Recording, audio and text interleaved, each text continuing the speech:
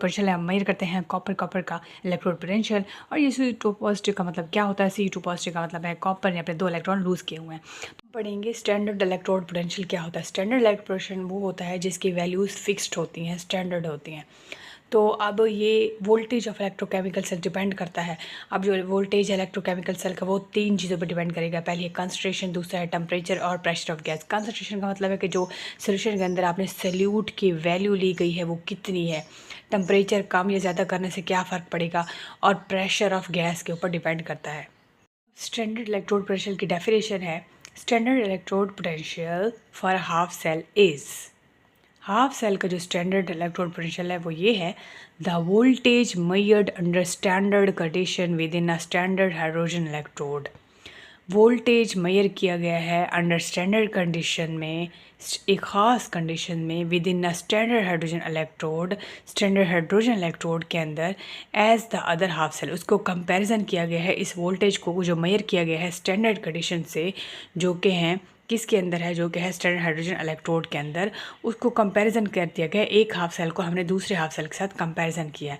The voltage measured under standard condition within a standard hydrogen, वो जो voltage हमने major किया है अंडर स्टैंडर्ड कंडीशन में, जो कि था स्टैंडर्ड हाइड्रोजन इलेक्ट्रोड के अंदर, as the other half cell. अब इस जो वोल्टेज मेजर किया है ना हमने, इलेक्ट्रोड पोटेंशियल जो मेजर किया है, इसको हमने इस जो हाफ सेल का है इसको हमने दूसरे हाफ सेल के साथ कंपैरिजन करना है। ये जो हम स्टैंडर्ड कंडीशंस कर रहे हैं, ये कौन कौन सी आप देख लें। अभी हमने कहा है कि वो डिपेंड करती है कंसंट्रेशन पे, टेम्परेचर पे, प्रेशर ऑफ गैस पे।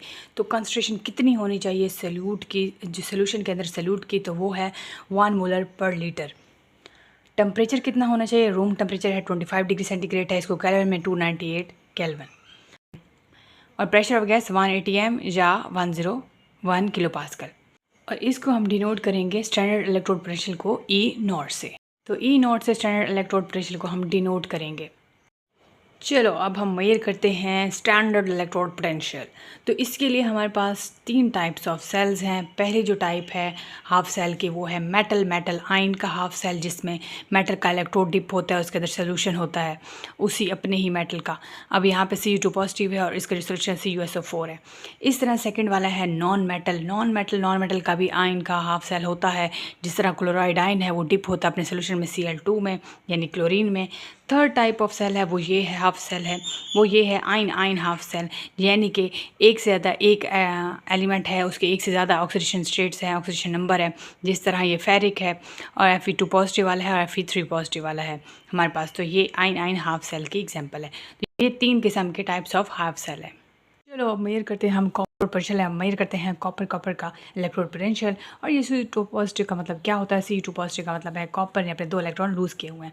तो यहाँ हमारे पास 2 इलेक्ट्रोड हैं, यहाँ पे हमारे पास 2 हाफ सेल हैं। एक हाफ सेल में हमारे पास कॉपर का रॉड है, उसके अंदर जो सोल्यूशन है वो कॉपर सल्फेट वाला सोल्यूशन है, वही जो पहले हमने किया था। सेकेंड वाला जो हाफ सेल है इसके अंदर हमारे पास शी है, इसमें हमारे पास हाइड्रोजन इलेक्ट्रोड है, इसके अंदर जो सोल्यूशन है वो HCl का है। इसको हमने कनेक्ट किया हुआ है ब्रिज से, सॉल्ट ब्रिज से, जो कि मेंटेन रखता है आयंस के बैलेंस को मेंटेन रखता है। इसको हम दोनों सेल्स को कनेक्ट कर दिया हमने वोल्ट मीटर से। तो आपको पता है कि कॉपर जो है वो लीस्ट रिएक्टिव है। तो यहाँ पे जो शी है इसके अंदर जो हाइड्रोजन है वो एक्ट एज अ एनोड भी करता है, एक्ट एज अ कैथोड भी करता है। अब कॉपर जो है अपने इलेक्ट्रॉन इजीली नहीं देता, तो यहाँ पे जो शी है, ये जो हाइड्रोजन इलेक्ट्रोड है, ये एक्ट एज अ एनोड करेगा। ठीक है, तो यहाँ से जो हाइड्रोजन है ये अपने 2 इलेक्ट्रॉन निकालेगी, रिलीज़ करेगी, और यहाँ H पॉजिटिव के फॉर्म में नीचे आ जाएगी और इलेक्ट्रॉन इधर चल जाएंगे। यहाँ पे ये काम हो रहा है, ये रिएक्शन हो रहा है। H2 जो है ये कन्वर्ट हो रहा है, ये 2 इलेक्ट्रॉन निकाल रहा है और 2H प्लस में कन्वर्ट हो रहा है। यहाँ से जो Cu2 पॉजिटिव है अपनी 2 इलेक्ट्रॉन ले रही है इससे, और यहाँ पे कॉपर में कन्वर्ट हो रही है। रिडक्शन पोटेंशियल देखें तो इसका जो इलेक्ट्रोड पोटेंशियल है ये रिडक्शन कर सकता है, ये अपने इलेक्ट्रॉन गेन कर सकता है, कॉपर इलेक्ट्रॉन गेन कर सकता है। तो इसका जो रिडक्शन पोटेंशियल है, इलेक्ट्रोड पोटेंशियल इसका आएगा, स्टैंडर्ड इलेक्ट्रोड पोटेंशियल जो आएगा वो होगा प्लस 0.34 वोल्ट। तो आपको पता है कि हाइड्रोजन के जो इलेक्ट्रोड पोटेंशियल है वो 0 है। तो जो वैल्यू 0 से नीचे आती है वो एक्सेप्ट नहीं है। तो कॉपर जो है इसका जो इलेक्ट्रोड पोटेंशियल होगा, स्टैंडर्ड इलेक्ट्रोड पोटेंशियल, वो होगा प्लस 0.34। ये सिर्फ और सिर्फ रिडक्शन करता है। अगर आप चाहते हैं कि ये इलेक्ट्रॉन लूज़ करे, तो जब ये कॉपर लूज़ करता है 2 इलेक्ट्रॉन, तो अब जो इसका ऑक्सीडेशन पोटेंशियल होगा वो माइनस में होगा, और माइनस 0.34 जो वैल्यू है बहुत कम है। तो ये जो हाइड्रोजन की थी वो तो पॉजिटिव है, ज़ीरो वाली, हाइड्रोजन की ज़ीरो वाली है इलेक्ट्रोड पोटेंशियल, तो ये तो एक्सेप्ट नहीं है। तो इसलिए कॉपर का जो ऑक्सीडेशन पोटेंशियल है वो प्लस वाली वैल्यू है, 0.34 वाली।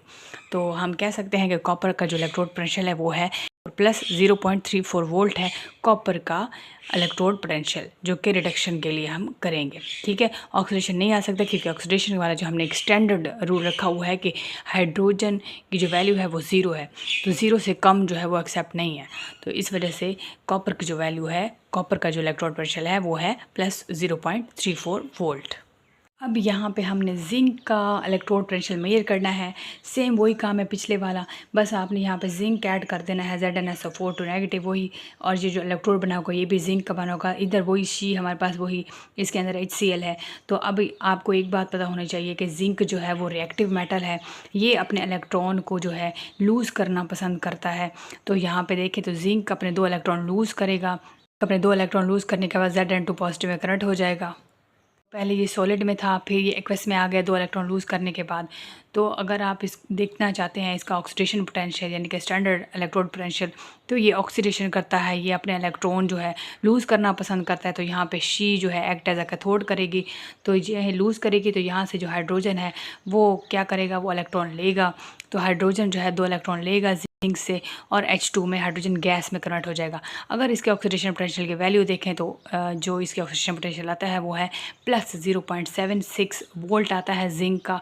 और यहाँ पे अगर इसका रिडक्शन पोटेंशियल अगर आप चाहते हैं कि नहीं ये 2 इलेक्ट्रॉन ले, तो इसका जो ऑक्सीडेशन इलेक्ट्रोड पोटेंशियल, इसका जो रिडक्शन पोटेंशियल होगा वो उसकी वैल्यू आएगी माइनस 0.76 वोल्ट।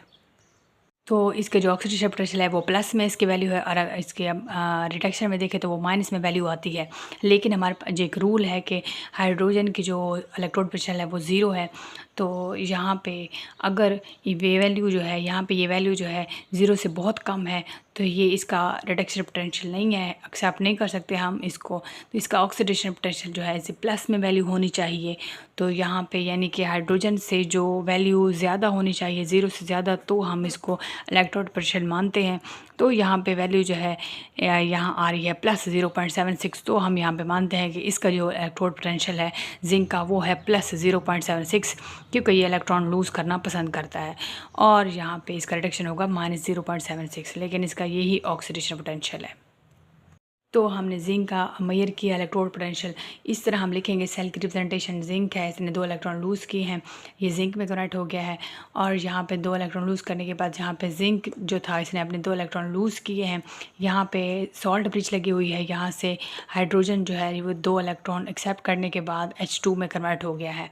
ठीक है, तो ये सेल रिप्रेजेंटेशन है। होना तो ऐसे चाहिए, इधर जिंक लिखा होना चाहिए और Zn2 पॉजिटिव, लेकिन हम बुक को फॉलो करेंगे तो यहाँ Zn2 पॉजिटिव पहले लिखेंगे और फिर जिंक लिखेंगे।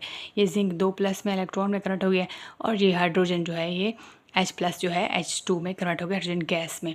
तो इसका जो इलेक्ट्रोड पोटेंशियल है जिंक का वो होगा प्लस 0.76 वोल्ट। यहाँ तक वो मसला ज़रूर पूछिएगा। वीडियो अच्छी लगी तो लाइक कमेंट शेयर ज़रूर करते हैं। मिलते हैं नेक्स्ट लेक्चर, अपना ख्याल रखिएगा। थैंक यू सो मच, अल्लाह हाफिज़।